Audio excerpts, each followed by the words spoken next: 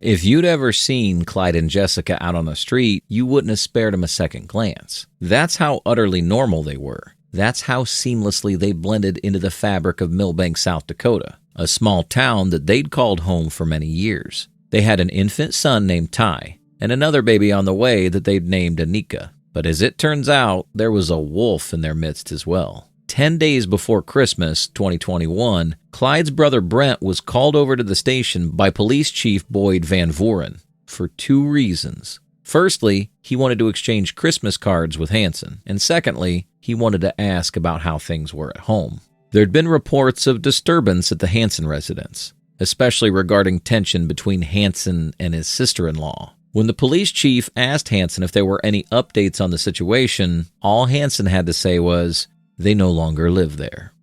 Live is the operative word here. Jessica and her husband Clyde were no longer alive. How did this happen? What factors were involved? What did the rather tense history between Brent and Jessica have to do with the incident? And why was he living with his brother and sister-in-law anyway? These are just some of the questions we'll attempt to answer today, so stay tuned while we unpack this horrific case. Brett Hanson was not the sort of person that mixed well with others. Indeed, even members of his own community have spoken out against him, with allegations of harmful conduct stretching all the way back to the 80s. During his youth, Hanson was heavily involved in religious activities. As a Jehovah's Witness, he frequently worked at administrative centers called Bethels, where the volunteers are called Bethelites. This suggests that Hanson was not only devout, but committed to supporting his religion practically at the organizational level as well. However, there have been unconfirmed allegations against him of gross misconduct. Bethel leaders received reports that he'd acted inappropriately with women of the community, and as a result, Hanson was sent home early. He was allegedly accused of sexual deviancy, a term that could mean anything from harassment or assault. These allegations may not be true, but they come from one of Brent's nieces, who herself claims to have been abused by him. And throughout the years, my uncle abused me severely, and Watchtower and Bethel and all the elders didn't listen. It's clear that while the Bethel leaders didn't want Hanson around their offices, they didn't think his actions were bad enough to report to the police. This led to him continuing the chain of abuse, and even his family members weren't safe from his perverse inclinations. What's even more tragic is that the victims' families gave him much support. According to the aforementioned victims, whose name has been redacted to maintain their privacy, even her father didn't want to lend his support in any way. The survivor of his abuse moved away when she grew up, hoping to try and start fresh. But a sudden incident occurred that brought her and the eventual victims of his homicidal rage, Clyde and Jessica, back to being within his reach. On December 7th, 2020, Margaret Iona Hanson passed away at the age of 94. She had 7 sons, namely Gary, Arden, Morris, Laverne, Clyde, and the youngest son, Brent. She also had a daughter named Wendy Basudel. Out of her children, only 3 were married at the time of her death: Gary, Rick, and Clyde. In a stomach-churning twist, Morris had done time in prison for the sexual assault of a minor. Her children came from Minnesota all the way to Arizona, although Rick, Laverne, Clyde, Brent, and Wendy still lived in Millbank. It was a family reunion of sorts, though not for the unnamed survivor that bravely told her story in a now-deleted YouTube video. I hadn't seen anybody in a really long time, and it was really hard being shunned because I was the only one being shunned. My father didn't even say anything to me, but instead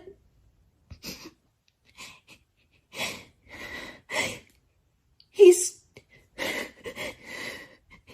sat behind me during the funeral with my murdering uncle, and he talked to him the whole time.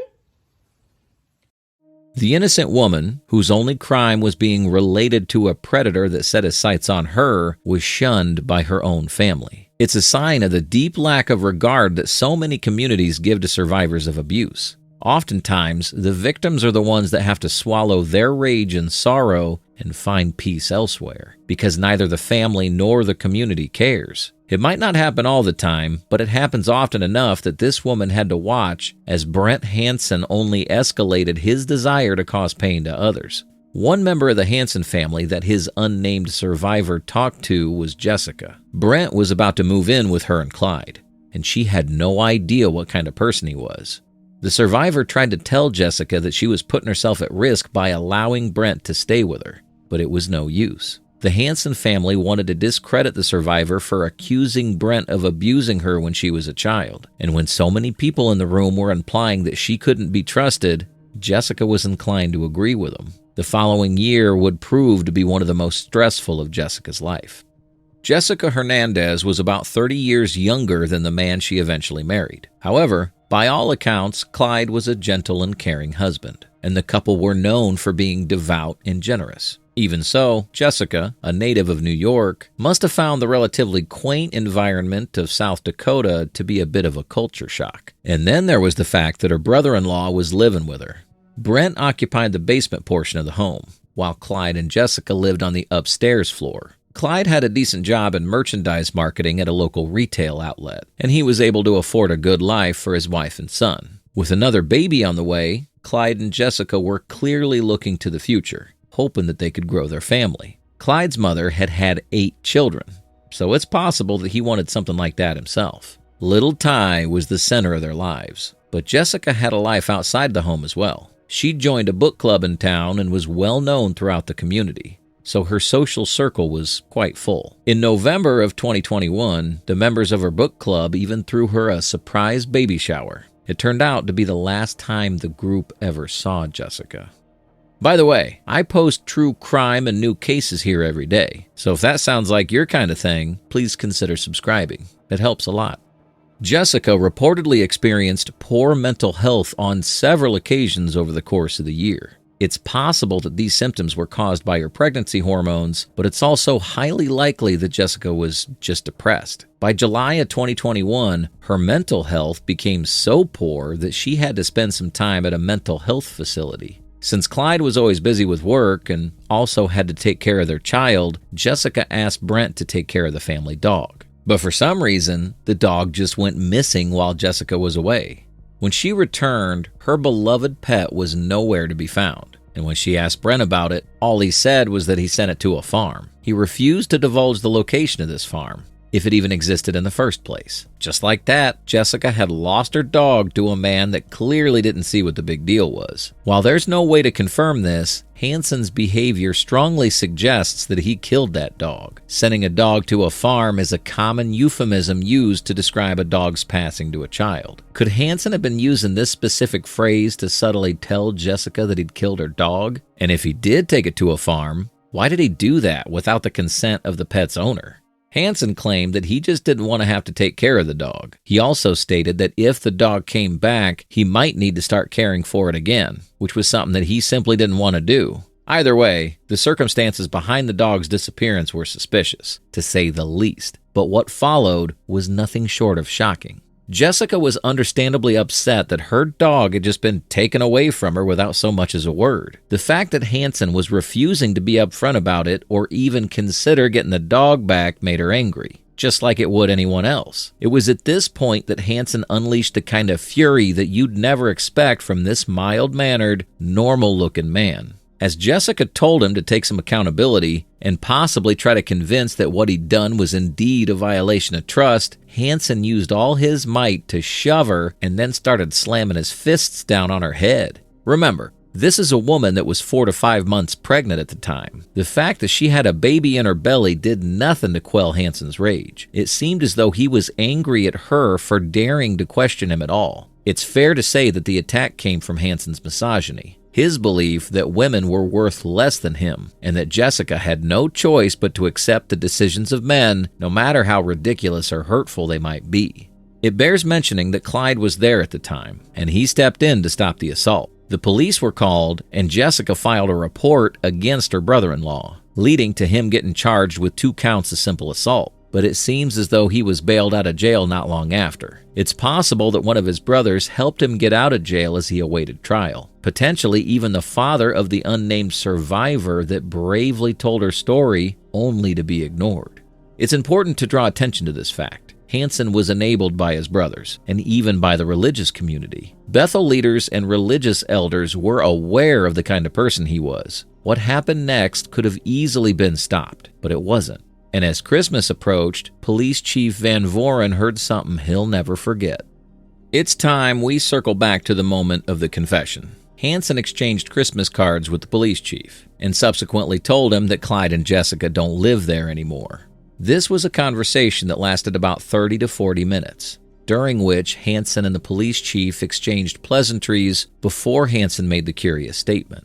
During this time, a food delivery driver passed by Clyde and Jessica's home and noticed blood pooling around the front door. He called this in to the police, and the information was relayed to Chief Van Voren right as Hanson was sitting in front of him. The chief asked Hanson to elaborate. What exactly did he mean when he said that Clyde and Jessica didn't live there anymore? Had they moved? If so, where to? All Hanson could say was that he'd snapped. He also reportedly made a gesture indicating the slicing of a throat while talking about what he'd done. Shocked and enraged, the police chief detained Hanson immediately and told him to start providing more details regarding what he'd done.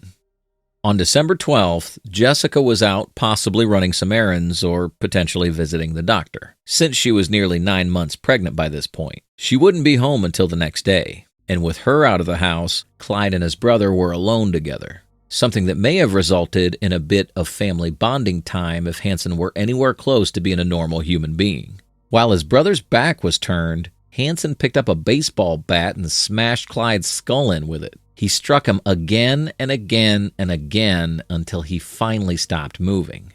After which, he hid Clyde's body behind some drywall and waited for Jessica to come back home. Oddly enough, little Ty wasn't harmed. In fact, Hanson took care of the child as he waited for a second victim to arrive. During this wait, he happened upon a machete, although it's unknown if he already had it in his possession or if he found it after murdering his brother. One possibility was that he wanted to simply kill Clyde for calling the police on him when he attacked Jessica. But as far as his sister-in-law was concerned, he wanted to make her bleed. On December 13th, Jessica came home and was immediately pounced on by Hanson. He hacked away at her pregnant body, leaving her with deep lacerations all across her body. One thing to note is that he didn't stab Jessica, at least according to the reports we've seen. Instead, he slashed her multiple times, making her death as slow and painful as he could. Once the deed was done, Hanson tossed a blue tarp over Jessica's body. He couldn't even stand to look at what he'd done, though he'd had no qualms about taking 3 innocent lives. But curiously, he never harmed Ty. He continued to take care of the child for the next few days until he was called into the station by the police chief. By that point, he probably knew there'd be no escaping it. Sooner or later, the police chief would find out what he'd done. And since he had no way to dispose of the bodies without being discovered, it's possible that he thought this was the only way for him to end this horrible situation. Or, on the other hand, it's possible that Hanson had had a complete psychotic breakdown and that he was there completely unaware of what he was saying. Perhaps the most likely explanation is this. He killed his brother and pregnant sister-in-law, possibly even the family dog, and didn't think much of it. Why he didn't kill Ty, we'll never know. But when police headed to the residence, they found the child screaming from hunger and dehydration. Hanson claimed he'd taken care of the child, but this proved to be yet another lie. It was the strangest thing they'd ever seen. The boy was now an orphan, but it seemed like he'd been reasonably well taken care of. The extremes in Hanson's mindset might very well be impossible to explain, but none of that mattered now. On December 15th, 3 days after he murdered his brother and sister-in-law, Hanson was charged with 3 counts of murder in the first degree and 3 counts of murder in the second degree. Charging Hanson with both first and second-degree homicide was an intentional strategy from the prosecutors. They were hoping that if Hanson's attorney was able to prove that the crime wasn't premeditated, the jury would at least convict the culprit on the second-degree murder charges and ensure he'd spend his life behind bars. However, Hanson was not trying to escape prison at all. At least, that's how it seemed. When the time came for him to enter a plea, he acknowledged what he'd done and said that he was guilty. Again, this was all part of the prosecution strategy. Prosecutors knew that there was always a chance of a mistrial or something else going wrong, so they gave Hanson an offer. If he pleaded not guilty, they'd use every scrap of evidence and every power at their disposal to ensure that he got the death penalty, something that was made all the more likely by him murdering Anika. But if he pleaded guilty, he'd be able to live out the rest of his days in a cold, dark cell. Hanson's self-preservation instinct kicked in here. He pleaded guilty, and the judge sentenced him to life in prison without the possibility of parole. This caused an outcry among members of the family, who felt like Hanson hadn't got the kind of sentence he deserved. He was responsible for something so absolutely evil that they believed he deserved to die for it. If nothing else, he deserved to spend years on death row, uncertain of his own fate, constantly awaiting the announcement that today would be his last day. In a statement to the press, the family said, "We're heartbroken with the state attorney's brash decision to enter into this plea agreement without the knowledge or approval of the family. We're displeased with the work of the state attorney as we clearly stated to him that we wanted a trial for Jessica, Clyde, and Anika Hanson and made it clear to him that we were seeking justice in the form of the death penalty.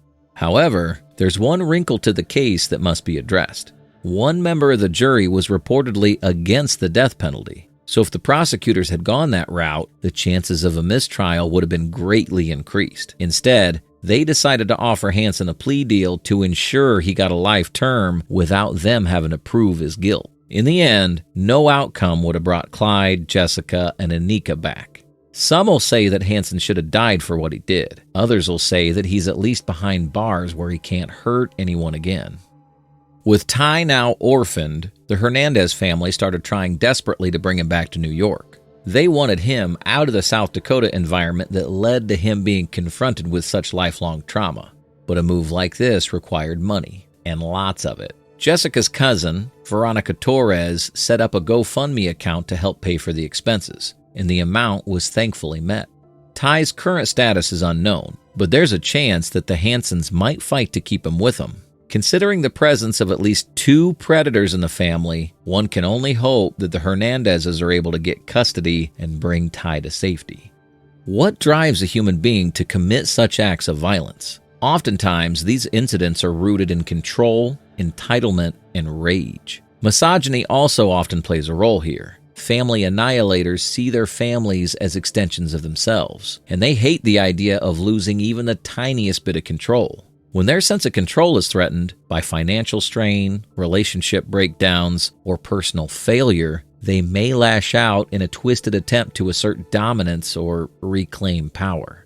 These acts are not random. They are calculated decisions fueled by anger and a desire to erase perceived problems. And yet, in the case of Brent Hanson, it's hard to find a motive. He didn't seem to be struggling financially, nor had he experienced a personal failure. It's possible that his brother Clyde intervening on Jessica's behalf rather than taking his side pushed him over the edge. While that might sound minor, it might just be how a man like Hanson thinks. After all, he described what he did to his brother and pregnant sister-in-law by running his thumb across his throat, almost as if the murders were a joke to him. Hanson hadn't expanded on what made him snap, as he described it. It's possible that he didn't snap at all, but instead executed a plan he'd been working on for quite some time. So what do you think of this case? Did the justice system fail Clyde, Jessica, and their unborn daughter Anika? Or was the plea deal the best option given the circumstances? We'd love to hear your thoughts in the comments below. If you like the way we create these videos and you want to help bring more cases like this to light, hit that like button and subscribe for more deep dives. Thank you once again for watching.